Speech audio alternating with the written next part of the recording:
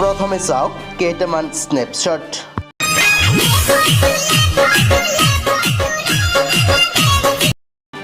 ভূত লম্ভিছে। এয়া হৈছে ফেচবুক আৰু ইনষ্টাগ্ৰামৰ ভূত।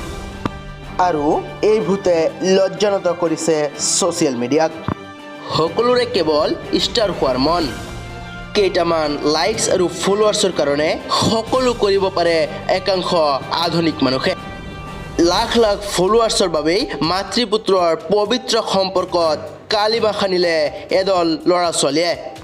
মাত্ৰ কেইটামান লাইকছ আৰু ফলোৱাৰ্ছৰ কাৰণে সকলো কৰিব পাৰে আজিৰ দিনৰ একাংশ আধুনিক ল'ৰা ছোৱালীয়ে। হয়তো আপুনি এতিয়াও বুজিব পৰা নাই আমি কি ক'ব বিচাৰিছোঁ। এই যে ফটোখনত দুজন লোক দেখিছে, তেওঁলোকে দাবী কৰা অনুসৰি এওঁলোক মাতৃ আৰু পুত্ৰ। আৰু এই যে ছবিখনত দেখিছে, এওঁ হৈছে স্বামী মানে আমি ক'ব বিচাৰিছোঁ পবিত্ৰ পুত্ৰ আৰু মাতৃৰ কথা। মাতৃ আৰু পুত্ৰই ইনষ্টাগ্ৰামত ৰীল বনাই প্ৰেমিক প্ৰেমিকাৰ দৰে। মাতৃয়ে যেন পাহৰি পেলালে পবিত্ৰ সম্পৰ্কৰ কথা।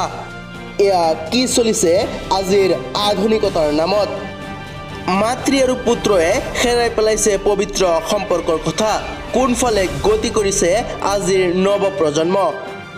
মাতৃ পুত্ৰৰ এনে কাণ্ডই লজ্জানত কৰিছে সমগ্ৰ দেশবাসীক। যি সময়ত সন্তানৰ কথা পিতৃ মাতৃয়ে ভৱিষ্যতৰ কথা চিন্তা কৰে, ঠিক একে সময়তে এনেকুৱা ঘটনাই দেশখনক জোকাৰি গৈছে। জানিব পৰা মতে এই ল'ৰাটো হৈছে এই মহিলাগৰাকীৰ ক্ষত্ৰিয় পুত্ৰ। মাতৃ পুত্ৰৰ এনে ভিডিঅ'ক লৈ এতিয়া ছ'চিয়েল মিডিয়া হৈ পৰিছে গৰম। আৰু সকলোতে কেৱল এতিয়া চৰ্চা হৈছে মাতৃ পুত্ৰৰ ভিডিঅ'ক লৈ। ভৱিষ্যত নৱপ্ৰজন্মই যাতে এনেকুৱা ধৰণৰ কাৰ্যকলাপত জড়িত নহয়, তাৰ বাবে ভিডিঅ'টো শ্বেয়াৰ কৰিবলৈ নাপাহৰিব।